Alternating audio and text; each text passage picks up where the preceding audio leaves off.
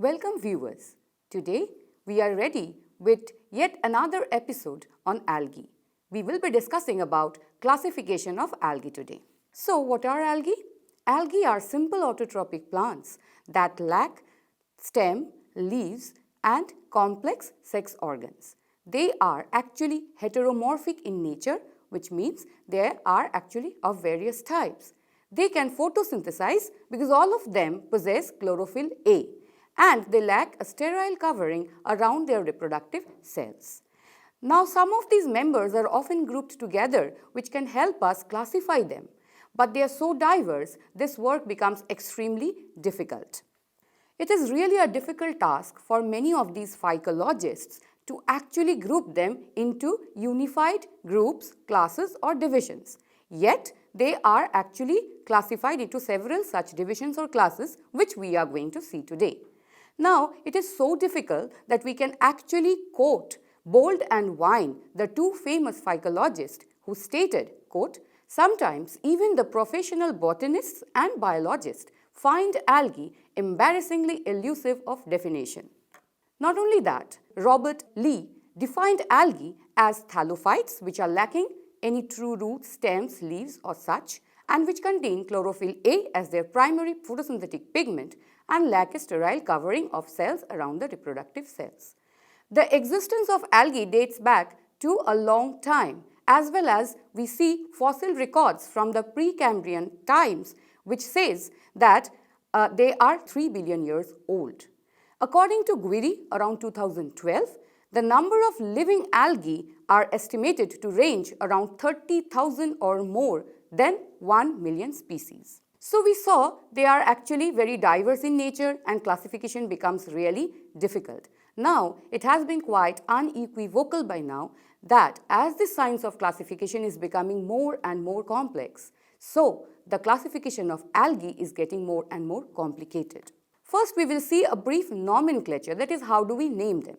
So basically, the Greek word for algae is phycos. And so, according to the International Code of Botanical Nomenclature, ICBN, any group of algae should be incorporating the word phycos in them.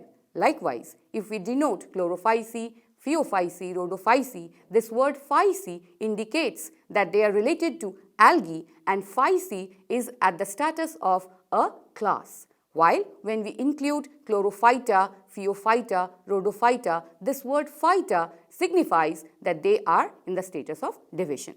Now, for any classification schemes, there should be certain bases. As we see, whatever we can see under normal microscope, like the pigments, the flagella, all these are simple characteristics which are used for classification. We do have more advanced types. Certain structures can be observable under the electron microscope like eye spot, flagella and types, chloroplast endoplasmic reticulum, external scales. These are minor details and can be observed only under electron microscope. But they are also definitely important criteria on which classification can be based. And we also have certain biochemical analysis like presence and structure of the algal pigments, the storage products, cell wall constitutions, all these are the biochemical components. Now, whenever somebody tries to classify algae or any other such living material, the problem is every time nobody believes in the other's classification scheme. They take certain characteristics which are already used and they have their own opinions. And thus, we have enormous types of classification schemes. Now, all these classifications take into account certain of the characteristics which were just mentioned. So, it's a combination of certain characteristics which finally leads to entire classification. And we see in case of algae, there are certain schools of thoughts and they vary widely. There are three broad schools of thought. We will go one by one. Firstly, in the first school of thought, which is supported by Papenfuss 1946 and Bold and Wine later, they are divided into several divisions and each of these divisions are further divided into classes. Now, why they wanted to have a separate division? The reason is that the pigments which are present are different in the different divisions. So, a division status is equally becoming important. Likewise, the product of photosynthesis is also different in the different divisions. So, the status of divisions becomes an important criteria here. And basically, they took pigmentation, storage product, flagellation, cell wall chemistry and cellular organization as their basis for classification. Moving on to the second school of thought. So here this is supported by Fritz 1935, 1945 and his followers. Here they opined that we cannot have a division status for algae because algae itself is a division and thus we can only have classes for algae. What was the basis? Why did they want to do such kind of classification? Because chlorophyll A is found to be ubiquitous in all the algal groups and there are other components like the internal structure of flagella is also similar for all of them. Methods of reproduction are also pretty similar and the product of assimilation may be different but the way they are synthesized is also same. So they ruled out any division status for algae. The third school of thought is the most modern one supported by Lee from 1989 onwards and this is typically based on phylogenetic classification. And here he took the basis of chloroplast endoplasmic reticulum membrane and phycobilenes, chlorophyll, carotenoid pigments and thylakoid band, these as his basis for classification. Now we will go on chronologically as how and when slowly the classification system of algae have evolved. So for any classification we take Carolus Linnaeus as the starting point. So here again in case of algae too we have Carolus Linnaeus followed by de Jussieu who laid the foundation for algal classification. Then we move on to Fritz classification system 1935 and 48. He wrote the masterpiece Structure and Reproduction of Algae and in that he have given a classification of algae into 11 classes based on pigmentation, reserve food, flagellation and also mode of reproduction. These classes include Chlorophyceae, Xanthophyceae, Chrysophyceae, Bacillariophyceae, Cryptophyceae, Dinophyceae, Chloromonadinae, Euglenidae, Phaeophyceae, Myxophyceae and Rhodophyceae. Followed by Smith 1955 who classified algae into 7 divisions and each division into several classes. The divisions are Chlorophyta, Euglenophyta, Phyrophyta, Chrysophyta, Phaeophyta, Cyanophyta and Rhodophyta. Papenfuss in 1955 again classified algae into 8 such separate divisions like Chrysophycophyta, Phaeophycophyta, Pyrophycophyta, Eugledophycophyta, Chlorophycophyta, Charophycophyta, Rhodophycophyta and Schizophycophyta. He included the blue-green algae separately along with the bacteria. Followed by Chapman in 1962. Based on pigments in the plastid, morphological characters and biochemical differences, he divided algae into 4 divisions which were further subdivided into several classes. The divisions include Euphycophyta, Myxophycophyta, Chrysophycophyta and Pyrophycophyta. Followed by Prescott in 1969, he emphasized the presence or absence of true nucleus in the algal cells for the classification including other characteristics like pigmentation, biochemical nature of cell wall and reserve food material. He divided these algae into 9 divisions and further 14 classes. These divisions are Chlorophyta, Euglenophyta, Chrysophyta, Pyrophyta, Phaeophyta, Rhodophyta, Cyanophyta, Cryptophyta and Chloromonadinophyta. Now basically starting from this point on we see that there is the emergence and starting of somehow phylogenetic ways of classifying algae. Earlier to this, most of the classification depended more on phenotypic characteristics that is based on morphological characteristics. Round in 1973 recognized also the importance of presence or absence of well-organized nucleus in algal cells in the classification of algae. And he also definitely had concepts of phylogenetic relationships with other characteristics. So he divided the entire algae into 2 major groups. Instead of division or class, he used the grouping system here and then these groups were further divided into several divisions. Group 1 includes Prokaryota, which has only 1 division, Cyanophyta. Group 2 is Eukaryota, which includes several divisions such as Euglenophyta, Chlorophyta, Chrysophyta, Phaeophyta, Rhodophyta, Cryptophyta and Pyrophyta. Bold and Wine in 1978 classified algae into 9 divisions such as Cyanochlorhonta, Chlorophycophyta, Charophyta, Euglenophycophyta, Phaeophycophyta, Chrysophycophyta, Pyrophycophyta, Cryptophycophyta and Rhodophycophyta. Now, we will be seeing the classification schemes of Lee. So, in general, along with the other classification schemes, Lee classified algae in 1989 into 4 groups. He has also given other modified classification schemes. Presently, we will be following his classification scheme of 2007. But before going into the 2007 classification scheme, let us have a look into what he proposed in 1989. Group 1 includes the prokaryotic algae only, which are including phylum like Cyanophyta and Plochrodophyta. Group 2 includes algae which are eukaryotic in nature, and they have chloroplasts which are surrounded only by 2 membranes of the chloroplast envelope, and they include the phylum Glaucophyta, Rhodophyta and Chlorophyta. The group 3 includes eukaryotic algae with chloroplasts surrounded by 1 membrane of chloroplast endoplasmic reticulum. It includes the phylum Euglenophyta and Dinophyta. Group 4 includes eukaryotic algae with chloroplasts surrounded by 2 membranes of chloroplast endoplasmic reticulum, and it has the phylum Cryptophyta, Chrysophyta, Primrenosophita, Bacillariophyta, Xanthophyta, Eustegomatophyta, Rhapidophyta and Phaeophyta.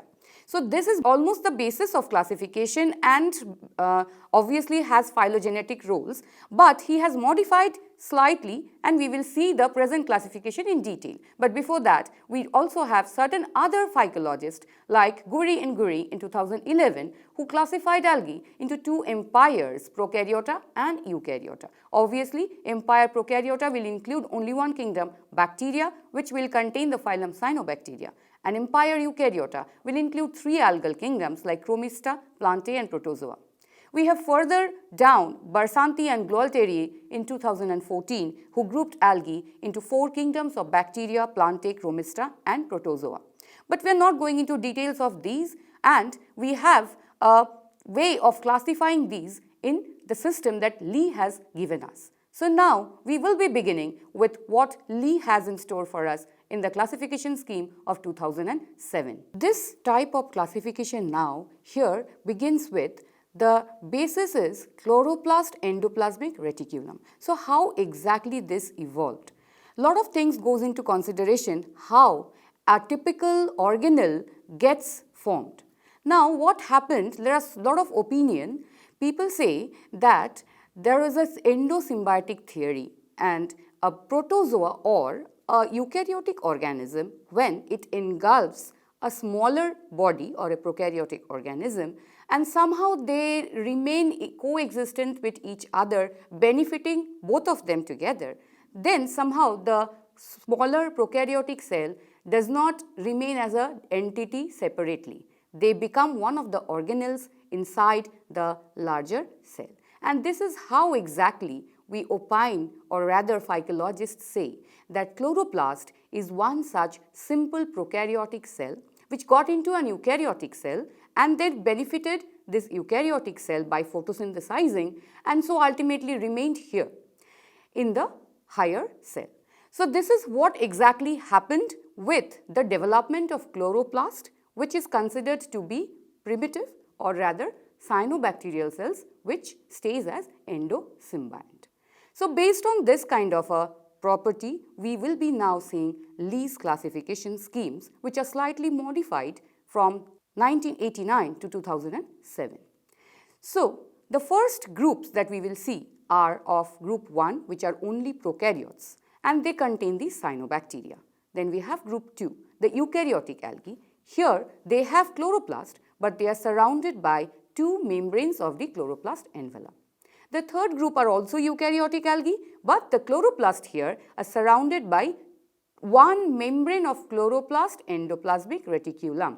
And the fourth group are again eukaryotic algae with chloroplast surrounded by 2 membranes of the chloroplast endoplasmic reticulum.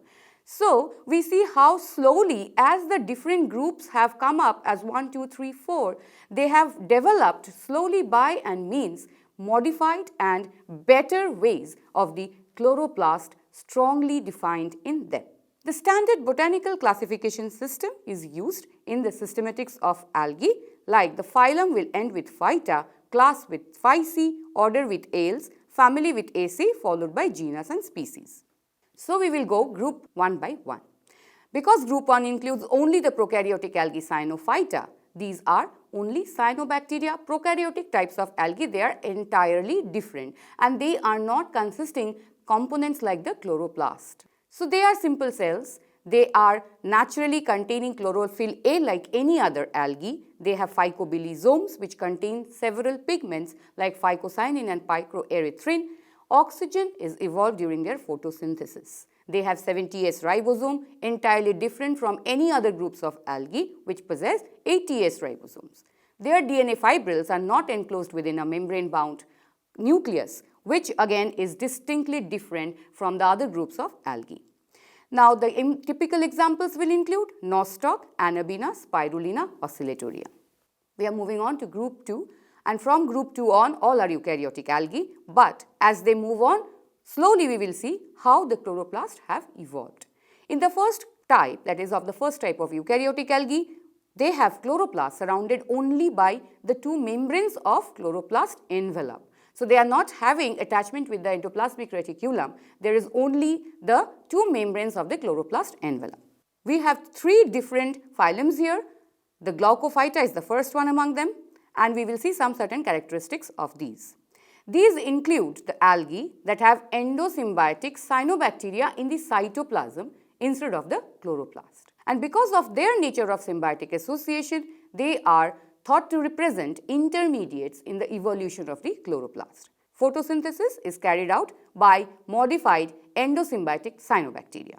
The pigments of Glaucophyta are very similar to Cyanophyceae like chlorophyll A, and they also contain phycobiliproteins like the cyanobacteria. The examples include Cyanophora paradoxa and Glaucocystis. There is the second one, the red algae Rhodophyta, also in the second group. These are red algae and they lack any flagellated cells. They also have chlorophyll A phycobiliproteins.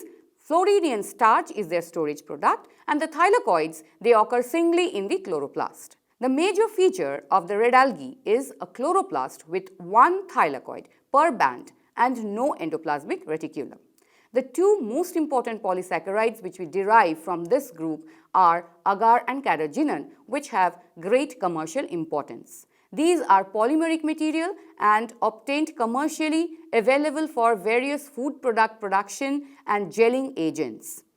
Agar is obtained from Gelidium, Gracilaria, Acanthopeltis, Anfeltia and such red algae. Third is Chlorophyta. These are green algae, again belonging to group 2. These are having chlorophyll A and additionally chlorophyll B also, and they form starch within the chloroplast. This is also distinct and they are all associated with a pyrenoid. The Chlorophyta differs from the rest of the eukaryotic algae in forming the storage product starch in the chloroplast instead of the cytoplasm. Here also no chloroplast endoplasmic reticulum occurs around the chloroplast, and examples include Chlamydomonas and Spirogyra. Now we are moving on to group 3, which contains the eukaryotic algae, but they have chloroplasts which are surrounded by just one membrane of chloroplast endoplasmic reticulum. They include several such phylum, and the first one is Euglidophyta. These are also called as euglenoids. They are characterized by presence of chlorophylls A and B, one membrane of chloroplast endoplasmic reticulum. They have mesokaryotic nucleus, one flagella with fibrillar hairs in one row only, and they do not have any sexual reproduction. They have paramylon or chrysolaminarin as their storage products. They also have proteinaceous pellicle in strips under the plasma membrane. Typical example is Euglena. Then we have Dinophyta, which are also called as dinoflagellates. They also possess mesokaryotic nucleus, chlorophylls A and C1, and the cell is commonly divided into an apicone and a hypocone by a girdle. They have helical transverse flagellum. Thecal plates are also present in vesicles under the plasma membrane. Followed by Epicomplexa, these have heterotropic flagella with colorless plastids. Examples include Catablepharis ovalis. Then we have the fourth group, which is the longest one. That means it contains the majority of the algae here. They are eukaryotic in nature, but they have chloroplasts which are surrounded by two membranes of chloroplast endoplasmic reticulum. First one among them is Cryptophyta, which are also called as cryptophytes. So nucleomorph is present between the inner and the outer membrane of the chloroplast endoplasmic reticulum. Here we have starch which are formed as grains or storage products which are found between the inner membrane of the chloroplast endoplasmic reticulum and the chloroplast envelope. Chlorophyll A and C2 are the major pigments which are present. Phycobiliproteins also occur inside the thylakoids of the chloroplast, and there is a periplast inside the plasma membrane. The cell body is essentially asymmetric with a clearly defined dorsiventral right-left sides. The asymmetrical cell shape results in a peculiar swaying motion during the swimming. Most of the cryptophytes have a single lobed chloroplast with a central pyrenoid, and the typical example is Cryptomonas.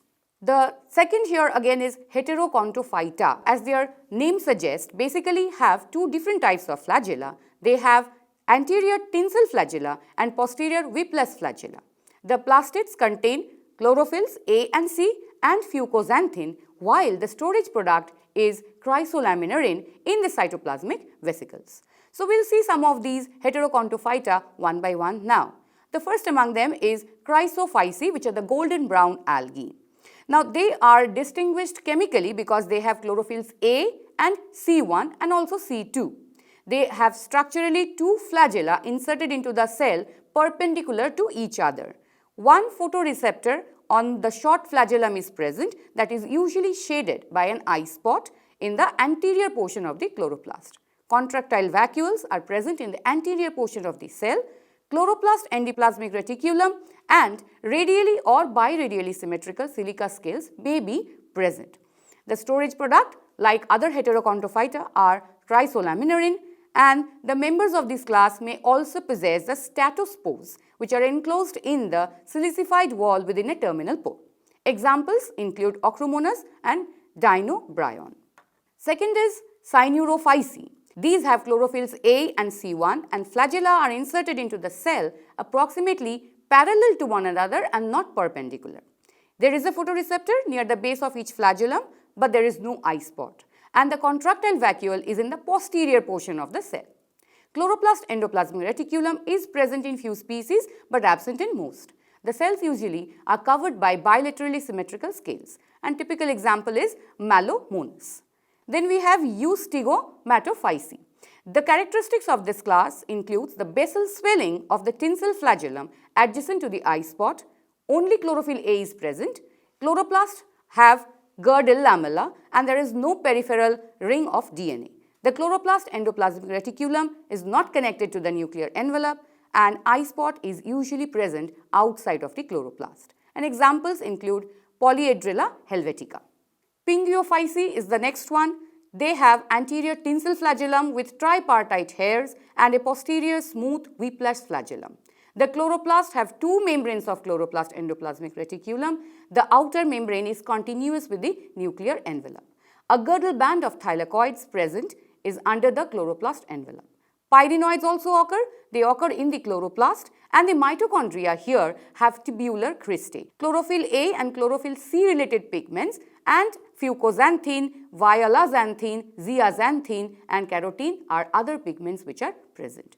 This class is characterized by unusually high concentrations of polyunsaturated acids, especially 20:5 EPA, that is eicosapentaenoic acids, in their cells. And the typical examples include Pheomonas farva. Then followed by Dictyophyceae, which are also called as silicoflagellates. These are golden brown algae and characterized by tentacles or rhizophodia on basically amoeboid vegetative cells.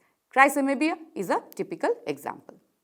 Then followed by Pelagophyceae, we have Pelagomonas calceolata. This is a very small ultraplanktonic marine algae with a single tinsel flagellum and a basal body and a single chloroplast and mitochondria. Followed by Bodilophyceae, which is also simple enough. These cells contains chlorophyll A, C1, C2 and C3. They have beta carotene, diatoxanthin and fucoxanthin.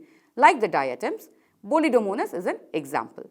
Followed by the diatoms, the Basilarioophyceae. The cells here are surrounded by a rigid two-part box-like cell wall composed of silica. These are called as fristules. They fit exactly like the lid of a box.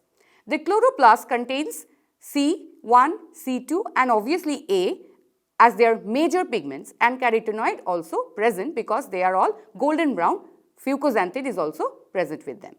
These cells have the characteristic color of this golden brown fucoxanthin.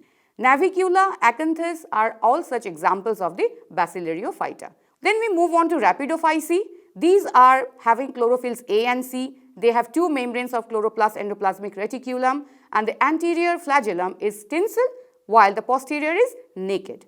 Typical examples include Fibrocapsa. We will be going into the next Xanthophyceae, which are yellow-green algae. These are slightly different from the rest. They are characterized by motile cells with forwardly directed tinsel flagellum and posteriorly directed whipless flagellum. The chloroplast here contains chlorophyll A and C. They lack fucoxanthin and are colored yellowish green. The eye spot in motile cells is always in the chloroplast, and the chloroplasts are surrounded by two membranes of the chloroplast endoplasmic reticulum. The outer membrane of the chloroplast is now, here we see they are usually continuous with the outer membrane of the nucleus, which was lacking till the earlier groups. In most non-motile cells, the wall is composed of two overlapping halves. Botrydium and Vaucheria are typical examples. Then followed by the Phaeothamniophyceae, where the cells have two membranes of chloroplast endoplasmic reticulum with the outer membrane of chloroplast endoplasmic reticulum continuous and with the nuclear envelope. The chloroplasts have a ring-shaped genophore and girdle lamella. Tetrasporopsis is a typical example. Then we have the Phaeophyceae or the brown algae, which are also called as the seaweeds, commonly also named as kelps. They derive their large amounts of color from the carotenoid pigments fucoxanthin in their chloroplast, as well as from the other phaeophycocyanin tannins which may be present. The chloroplast here also have chlorophylls A, C1 and C2. The two membranes of chloroplast endoplasmic reticulum, which are usually continuous with the outer membrane of the nuclear envelope, is also present. The storage product here is laminarin. Followed by the Primnaceophyta. Here they have two whiplash flagella. Haptonema is also present. Chlorophyll A and C are present as the primary pigments. We have fucoxanthin as the other pigments. Scales are usually common outside the cell. Storage product is chrysolaminarin, which are occurring in vesicles. Now, this brings us to an understanding that there are so many different ways and systems of classification. Lee has tried to give us a concise view of the entire groups of algae, which has been given into 4 different groups, and then even then till date we are looking for newer and more developed methods for classifying algae. So this discussion basically certifies that the science of classification is really a complicated one, and as we proceed with algae, we see that this complication has reached its highest point. Now, we will not be completing this classification talk of algae. Instead, we can quote what Prescott in 1969 spoke of. So, according to him, I quote, "As long as there are 3 men on earth, there will be at least 2 different interpretations of the facts, possibly 3, and we may find that none of them is correct." So this statement of Prescott is very, very important and pertinent as we are doing with the classification schemes of algae. So we may still have newer and more developed schemes of classification. Systematics of algae can further be broadened and organized. Thank you.